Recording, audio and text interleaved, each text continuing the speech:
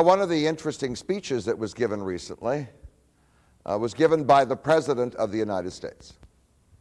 It's a State of the Union address in which he certainly tried to explain the reasons why we had to go to war with Iraq. And that speech was reinforced only yesterday by a speech to the United Nations by Colin Powell. But in the speech, he also talked about something else. He's very much aware that in order to mobilize people for the war, he also has to address the concerns of people about other issues, certainly about the economy, which he addressed, but also about America's role not simply as the leader of war, but as a nation, a wealthy, wealthy nation, concerned with the welfare of the poorer people in the world. And so there is that constituency out there that he would like to mobilize for the war, which is in the third world. So he addressed that issue. He addressed that issue by promising, and it was astounding, by promising $15 billion. Did you hear that? It wasn't one, it wasn't two, it wasn't three. It was $15 billion in a campaign against a disease, not Saddam Hussein, a campaign against a disease in Africa. He also included the black nations of Haiti and Guyana in the Caribbean who are suffering from this disease. And of course, the name of this disease is reduced to an acronym. It's called AIDS. And when it first came into the awareness of the American public in the early 1980s, it struck great fear because nobody knew how to cure it. And quite frankly, still today, 21 years later, after all this investment of time, energy, and money, nobody knows how to cure it, but we do know how to alleviate the symptoms, in some way to arrest it. And certainly in places like North America, the incidence of death from HIV infection followed by AIDS has been dramatically reduced. But that is not the case in Africa. And right now, in Africa, there are 30 million people, got it? 30 million people who are infected with HIV. In some parts of Africa, like South Africa, 1 out of every 4 people is infected with HIV/AIDS. So if you go to South Africa, you can just go down the street and count 1, 2, 3. I mean, who on the street? Or Botswana, or Swaziland, which is a small country to the north of South Africa, which has an incidence of affection which is up to 36%, or cross over north of South Africa is a country called Botswana, which many tourists go to. They have game parks. It's a wonderful experience for tourists. But the incidence of AIDS is up to 31%. So it's a crisis in Africa. And of course, there are many attitudes toward Africa. In America, there is a long-run racist attitude, which basically says, we don't give a damn. But quite frankly, a high percentage of our own population has its roots in Africa. And in fact, they're politically significant. And the racist response is obviously, ethically, terrible and cruel. But not a lot of attention has been paid by the United States of America, despite the large presence of this African American minority in our country, has been paid to Africa. So what I want to do is a kind of introduction both to what I'm going to be talking about today and to the whole series of 4, is to first of all just look at Africa. What are we talking about?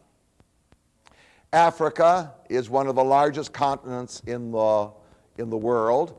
It's 11 million square miles. North America is somewhere around 7.5 million square miles. This is 11 million square miles. It contains officially somewhere around 800 million people. That's almost 1/6 of all the people in the world, and it was, until the emergence of AIDS, it was the fastest growing continent in the world in terms of population. It contains, if you want to count all these countries, the boundaries of which were designed by Western powers, it contains 53 nations. Now, Africa is important to us all because ultimately, for all human beings, their home is Africa. That's where we started. We're not quite clear where Homo sapiens began, but we have some idea that what we call the hominids began in this area somewhere, and it may be the case that Homo sapiens came from South Africa, whatever. The origins of all humans lies in Africa. And in fact, it was only somewhere around 1.5 million years ago that humans left Africa and entered into Asia and entered into Europe. So it's our home. Africa is also the home, if you will, of the black races. And our focus is going to be on that part of Africa lying south of the Sahara Desert, which is the home of the black races, and therefore it is the homeland, as I pointed out to you, of over 11%, really more than 11% of the American population, because a large part of the Hispanic population is a mixture, if you will, of European and African race, certainly those who come from Puerto Rico and Cuba. So it is the homeland of millions and millions of Americans. Africa is also the continent where the first known developed civilization emerged. There's a controversy whether it was Egypt or whether it was in Mesopotamia, but even if it was simultaneous, it's very old. Here in this northeastern corner of Africa began certainly what we would regard as one of the foundations of Western culture and Western civilization. Africa does remain the continent which is the poorest people in the world on the whole. Do you understand? If you take like an average, are to be found in Africa. The per capita income in Africa as a continent is the lowest in the entire world. And now this continent, which is overwhelmingly poor, has been assaulted by an insidious and terrible disease. Now, the continent is essentially tropical or semi-tropical. It lies on either side of the equator, and the equator crosses right through here, through Kenya, through what used to be called Zaire and is now again the Congo, right across through here. So the climate is essentially tropical and semi-tropical. It contains the largest desert in the world. And in fact, this desert, which we call in Africa the Sahara Desert, is so vast that it divides Africa into two parts. And one part I'm not going to talk about. To the north of the desert lies North Africa. And North Africa had historically very little to do with what lies south of the desert. We call the stuff south of the desert the Sub-Saharan Africa. But north of the desert lies North Africa, the countries of what today are Egypt, Libya, Tunisia, Algeria, Morocco. Their main connection is either with Asia or with Europe. They are Mediterranean nations. They were part of the Roman Empire. They became part of the Muslim Empire. And although in later centuries some of them were able to cross this vast desert, on the whole, most of the influences on North Africa come from Asia and from Europe. And in fact, the incidence of AIDS in North Africa is comparatively low. The number of known HIV/AIDS cases in what we call the Middle East. North Africa is not part of what we call the rest of Africa. It's attached to what we call the Middle East, being now part of the Muslim world. And in that world, there are only some 600,000 known cases of HIV infection. Now, the statistics we have are based on, in many cases, estimates, because in many cases, governments are not very cooperative. Governments are not enthusiastic, certainly in the third world, to announce that they have large numbers of AIDS infections. They are embarrassed by it, and so we're never quite clear. But obviously, this is another world lying to the north. The continent of Africa is filled with incredible rainforests, not as large as the rainforests that are to be found in Latin America or in Brazil, but they are very extensive.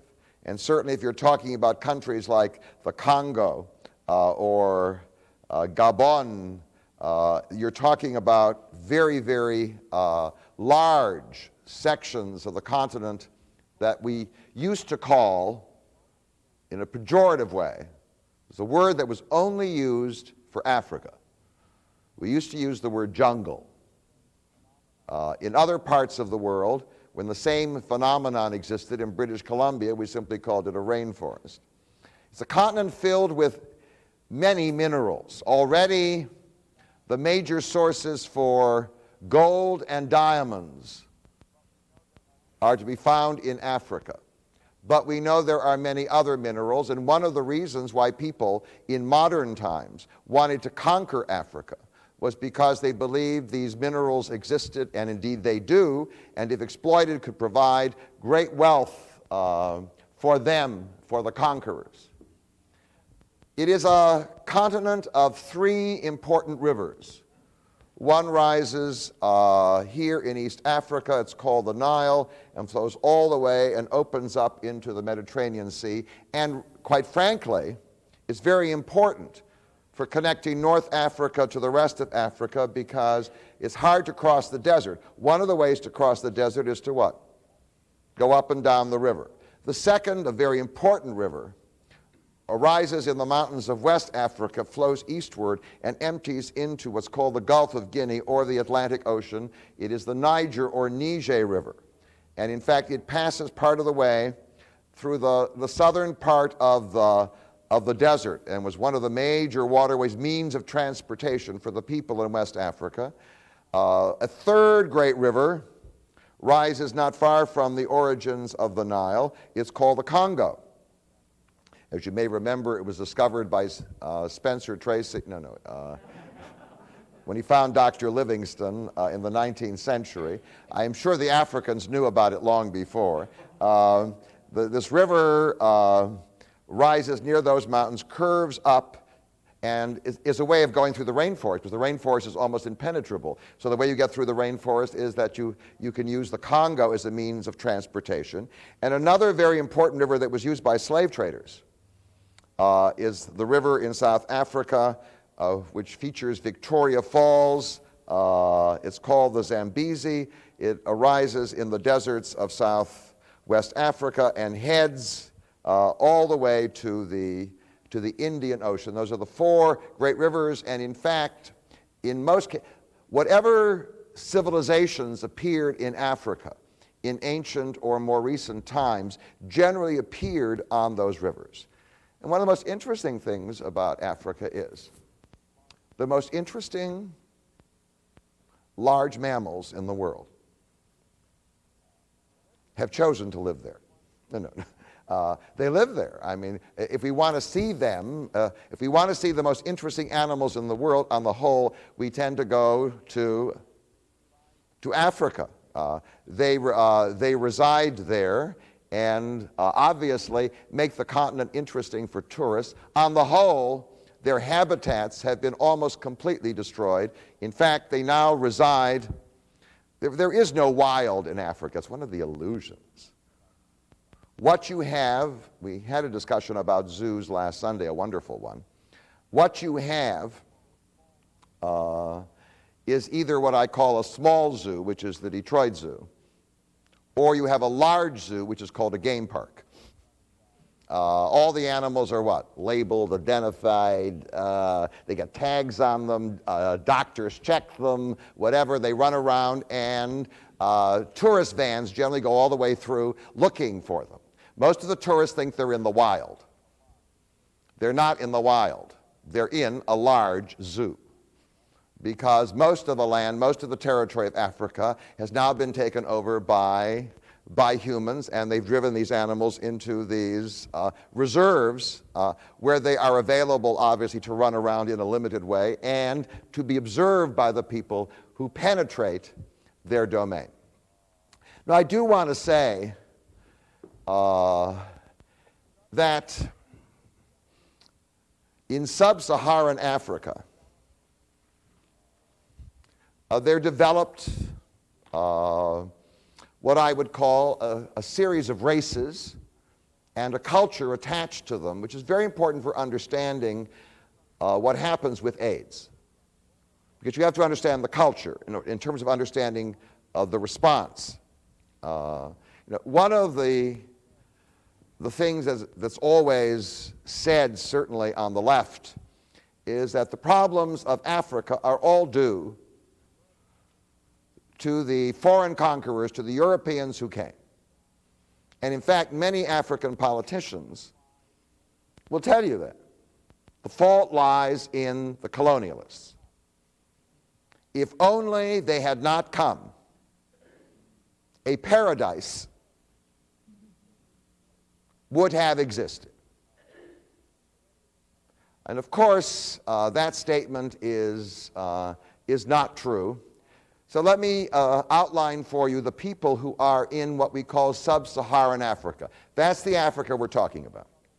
It's black Africa, which stretches from the southern edges of the Sahara all the way down to the tip of South Africa. The original race of people who lived all over here are the people who have now virtually vanished. They were driven by the black races out of their original homeland. They lived all over Central and South Africa. They may even have lived in West Africa for all we know. We call them the Bushmen, and now they are confined with their peppercorn hair and their sort of yellowish, parchmenty skin. They're confined to parts of Botswana and Namibia, basically in reservations. They're no longer living in their original habitats. They were driven out by the movement of the black races in Africa. In Africa, there are three black races. The oldest, it's hard to figure out the oldest. Certainly one of them, which is also coming to extinction, are the Pygmies, who also are not in their original habitation, like the Bushmen. They were living somewhere out here on the savannah, but they are now driven into the rainforests, and they have been exterminated. I was just reading recently in the Manchester Guardian that for some reason or other, with all the turmoil in the Congo, they're beginning to kill them again. So they are, in terms of their numbers, a vanishing race. The second group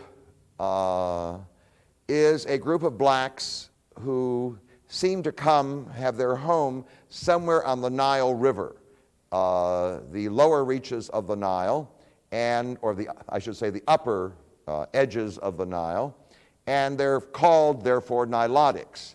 And we're very familiar with them. The most important ones that tourists see are the Maasai, and they tend to be very tall, extremely tall, and their features tend to be soft features. In fact, sometimes when you look at the Maasai, their features have a certain kind of Caucasian edge.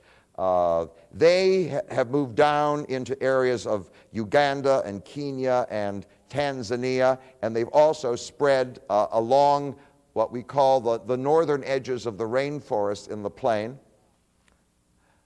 But the Nilotics are not that numerous. The bulk of what we call the black races in Africa or sub-Saharan Africa originated in West Africa. This is their home, the homeland, and they used to be called Negroes, and they have split up into various groups. The most important split off from the Negroes are called the Bantus, who left West Africa and actually began pushing their way down south. They pushed the Pygmies out of their way, they pushed the Bushmen out of their way, and they came all the way down to South Africa. In fact, they arrived in South Africa about the same time as the whites coming from Holland arrived in South Africa, and they simply what? Met each other. I mean, one of the contentions of the Afrikaner whites in South Africa was they had been as long in South Africa as the blacks. I mean, the blacks contend, well, we're native to Africa. I mean, you came from Europe. But they also moved down here, occupying the territory. And in fact, the Negro Bantu group constitutes the overwhelming majority of the people in Africa, divided up into many tribes and nations. Now, they developed a culture.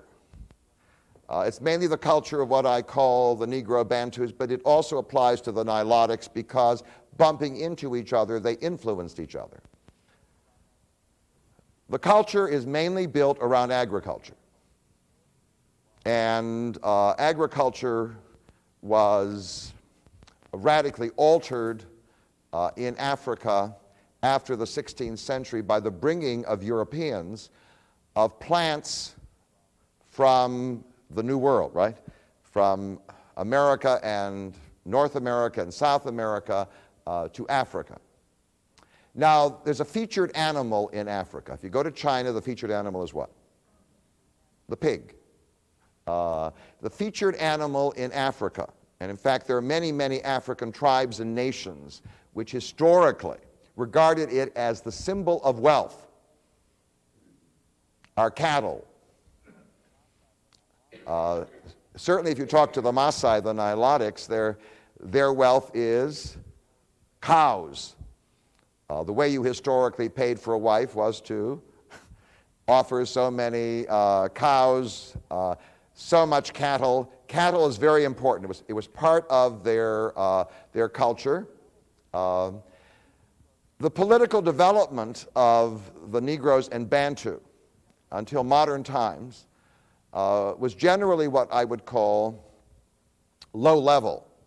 By that I mean they developed into families, clans, tribes, and in some cases they reached the nation stage. But the infrastructure was different. They were territorially placed, but in some cases they were easily mobile. The culture of the people is dominated by religion. There's no doubt about it. I have never seen a more religious part of the world. And the religion that was native to Africa which has various names. The name that is used in West Africa is the word voodoo. Basically is the religion of certain gods connected to safety, protection, and fertility. But there's also this world of spirits, the spirit world, which pervades all of Africa. And in fact, African people can often engage or spend 20 to 40% of their time and activity in serving the gods, in serving the spirit world, which they believe inhabits everywhere. I remember being in Benin and the great fear and apprehension that many Africans had in entering what we call the sacred forests, which were filled with the spirits of the gods and of the ancestors. One of the elements which is very important of African culture is what we call the chief. In what we know in anthropological research is that almost all cultures go through this stage. Generally, it happens when people settle down and agriculture begins. There emerges this dictatorial figure called the chief. It happened in North America, it happened in Europe. It's generally a male figure who is regarded almost as a god, who governs the tribe, and generally it's his descendants who get the job after he dies. He rules dictatorially. He is able to take many, many, many wives. And in fact, the idea of having regular elections where chiefs that are not liked are overthrown, doesn't happen. And attached to the whole idea of chiefs is another institution which is very strong in Africa and affects what I would call the way Africans respond to AIDS. It's a very intense male chauvinism. I mean, it's an overwhelming, intense male chauvinism. If you go to Africa, you will often find that most of the work in agriculture is done by women and children. Men do some of the work, but they seem to feel that they have rights that women do not have. And in fact, if you want to understand the spread of AIDS in Africa, you have to understand the intense male chauvinism of that culture. Now, we are not self-righteous. Male chauvinism is part of many cultures, our very own. But it still remains very strong in Africa because Africa still remains an agricultural world. The idea of chiefs and male chauvinism are there. And in fact, the culture of chiefs and male chauvinism featured something that was there long before any intruders came. There was always the fight over women and wealth. And that produced war. And war produced slavery. What you did with your captives was that you could kill them or you could take them as slaves. That's not unique to Africa. It's happened all over the world. It's part of the story of war, but it certainly was there. If you think of Africa as some kind of paradise before the Europeans arrived, I've often gotten that. I mean, then you're absolutely mistaken. It's not. In fact, if there was this loving, nurturing, caring relationship between men and women and the whole thing, then the progress of AIDS in Africa would be entirely different. So I want you to hang on to this culture because no matter who intrudes, the only way ultimately to change this culture is to change the social and economic systems which sponsor the culture. Now, the development politically of Africa throughout the centuries is a function of invaders. the Africans responded to invaders. And in some cases, in order to rescue themselves from conquest, they had to imitate the structures and parts of the culture of the invaders. The first invaders who came up the Nile, and we're not quite sure how far up the Nile they went, were the Egyptians. And they left their mark in certain areas, namely the religion and the treatment of the chiefs in what we call Sub-Saharan Africa. But it wasn't major. The next group of people to come were the Semites. The Semites, the South Semites who lived here in southern Arabia, which was called the Great Kingdom of Sheba. You've heard of the Queen of Sheba? All right. The country of Sheba was developed by virtue of becoming a trade route for people in Western Asia, looking for frankincense. And then becoming wealthy, they in turn crossed over into Africa, and they triggered, if you will, a response. But their influence was minor. The first major intrusion that influenced the nature of what we call Sub-Saharan Africa, and also affects the way people respond to AIDS, is the invasion of the Arabs and the Muslims. Because it is a society which is also intensely male chauvinist. I mean, there's no doubt about it. It's a society that is intensely male chauvinist. And it's a polygamous society, as was the society in all of sub-Saharan Africa. The Arabs conquered all of North Africa, and they found allies. They conquered a people in northwest Africa who were called the Berbers or the Barbars, and the Arabs and the Berbers merged their forces, and the Arabs entered into sub-Saharan Africa in various ways. They created a route that went all the way down through the Sahara, a dangerous route. On that route is to be found a city that I visited called Timbuktu, all the way down. There are various roads across the Sahara. They made their way here because they were looking for gold, and they brought with them salt, which was short down here. So the gold was exchanged for salt and for other goods that were brought down. And then the Arabs also entered, having conquered Egypt. They came up the Nile. They also crossed over from Arabia. And they also came by boat to the shores of East Africa. In fact, one of the islands that they conquered is an island called Zanzibar.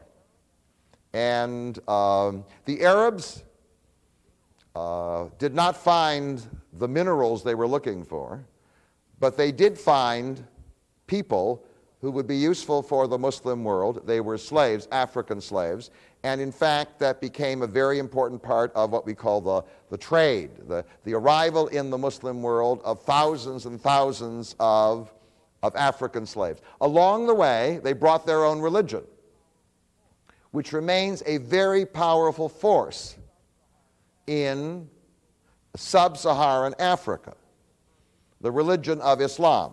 They converted thousands, if not hundreds of thousands, of Africans to Islam. And now you have, going all the way from the Atlantic, all the way to East Africa, you have millions and millions of African people who were converted to Islam. Now, Islam fit more easily into African culture than Christianity, because Christianity forbids polygamy. Islam allowed polygamy, and therefore the polygamous male chauvinist society that already existed in Africa could easily move into what I would call the Muslim culture. And of course, with it, the Arabs brought their own language, which was the language of the religion of Islam, that is Arabic. And out of a mixture of an East African Bantu language with Arabic, there emerged perhaps the most famous of all the African languages. It's called Swahili, all right? And that came out of the interchange between the two.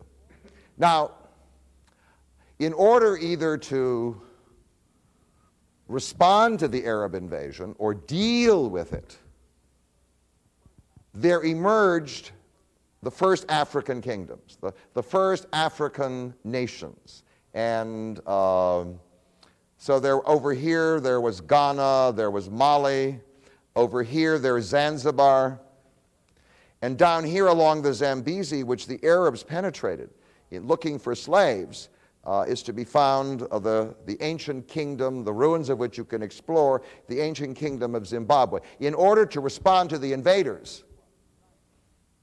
the people had to what? Unite, to federate, to organize themselves. So the stimulus of the invaders stimulated them to organize. But generally the organization followed the patterns of African culture. The leaders of these kingdoms were chiefs. And the chiefs in many cases had absolute power. They were treated almost as demigods in terms of their own power. Well, the second great invaders that came, who are now generally viewed in Africa as the villains of the story. And when they arrived, Africa had already had a long history of contact with the Muslim world. They arrived certainly in the 15th and 16th and 17th centuries and 18th centuries. They're called the Europeans. First came the Portuguese, then came the Dutch, then came the French, then came the British, and they all came here. And initially they ignored Africa. They were on their way to wealth in Asia. They simply wanted to get around the bottom of it. But later on they stopped. And Africa proved useful in a very important way, and that's because of America. America needed cheap labor. And so one of the ways that Europeans used Africa was not to settle down in it, as they did in the Americas, but rather to acquire slaves. And in order to do that, they now come on the West Coast, and in response to their arrival, the Africans had to organize themselves. The best way to organize themselves, obviously, was to facilitate the slave trade. So we have great kingdoms that emerge, one at the mouth of the Congo, which is Congo, or one right here near the mouth of the Niger or the Niger River, which is called Benin. And those kingdoms were organized in order to provide the Europeans with slaves. Not to repel the invaders, but to what? To serve the invaders. And out of it again came political structures here in West Africa that had a resemblance to the political structures that existed over here and in what we call the immediate sub-Saharan area. So there was this new development. But in the 19th century, the Europeans on the roll decided to take Africa. And they took it in a matter of a few decades, all of it. By 1885, all of Africa had fallen under the control of the Europeans. And all of sub-Saharan Africa was divided up by the British, the French, the Dutch had been eliminated, and they let in the Germans because the Germans were coming into the picture. So now it's all divided up. Now you have to understand the swiftness of this. Europeans developed Western culture over many, many centuries. And in fact, when the Europeans conquered the Muslim world, or they conquered East Asia, they had arrived in nations that had experienced many, many centuries of urban development. But in a matter of a few decades, all of sub-Saharan Africa was swallowed by the European powers, and in the process of doing it, between 1885 and certainly 1960, they transformed sub-Saharan Africa. And in fact, the way sub-Saharan Africa responds to AIDS is a function of that transformation. First of all, they created all the countries, all the boundaries. They didn't care who was living where. They didn't care whether a tribe was over here and a related tribe was over here. They sometimes just drew boundaries artificially, mixing people in a way that, quite frankly, makes it difficult for African governments to be effective, because there's no sense of what we call national solidarity. You say, I'm a Kenyan. Nobody's a Kenyan. They're Kikuyu, they're Luo. I mean, they've got what? They've got other national identities. In the Ivory Coast, is there somebody called an Ivorian? I mean, the Ivory Coast was simply created by the French. So one of the reasons why there's so much turmoil, these are the boundaries. The transformation featured the arrival of many Europeans who certainly were in the power role. One of the things the Europeans did was to create an infrastructure that was the beginning of what we call an urban industrial society. They built roads and railroads. They developed ports. They also brought their languages. The African Union just met in Addis Ababa. What are the languages of the African Union? There are four official languages. English, French, Portuguese, and they threw in Swahili. But most of the discussions at the African Union in Addis Ababa take place either in English or French. That's it. In no African language. And in fact, the only way that people in Africa can communicate with each other, often in the same country, do you understand? Because they speak two different languages, is through either English or French or Portuguese. And that's a transformation that took place within the last 120 years. They also produced a new economy. They wanted to make money. So what they did was they changed the agriculture of Africa. The Africans used their agriculture for survival, that is, for food. The Europeans wanted the agriculture for export. So if I take the Ivory Coast, whatever else it be, I don't want them simply growing maize or something like that. We don't need to sell corn. But since I'm addicted to chocolate, no, I'm glad they've got all these cacao plants over. They were planted by the Europeans. They used native labor, but they totally altered the economy, so that often people had to give up growing food for themselves and grew things that could be exported for money, the profits of which were certainly given to the Europeans.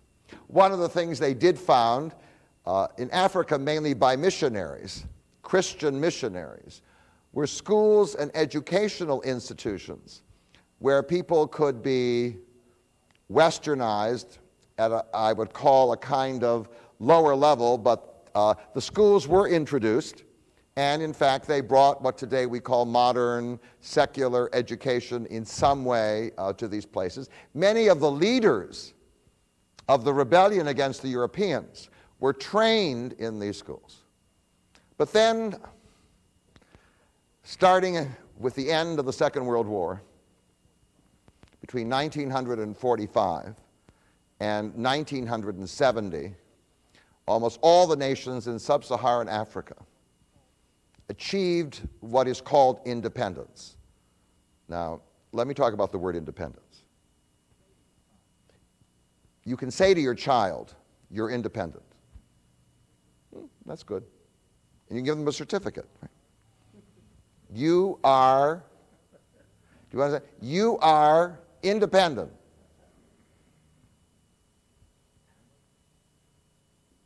What does it mean? Independence means not only that I have a certificate, that I have a representative in the United Nations, that I have a national name, that I have a building called an embassy. Independence means that I have the resources and the will to be the master of my fate, my destiny. Inside that's what independence means. So you can issue all the certificates you want. In fact, in a very short period of time, this whole area, which had been quickly conquered by the Europeans, was quickly turned into independent states. And the reason for it? Well, the reason for it was that in many cases the Europeans did not derive the benefits that they thought they were going to get. They were simply expensive places, and so they were willing to give them up. The second reason was the arrival of the Cold War. That's the major reason. The arrival of the Cold War meant that there was now an opposing force to these Western powers called the Soviet Union, which was prepared to cause all kinds of trouble. And the trouble would be to sponsor rebellions against the British and the French. Well, in order in some way to avoid losing all control, one of the ways is to grant theoretical independence, but then still continue to what? Manipulate things from the outside. And the Cold War led to this series of rebellions and resistances that led to independence. And then African nations could make a choice, which they did. They could either ally themselves with the United Nations, or the United States and its allies in NATO, the British and the French and whatever,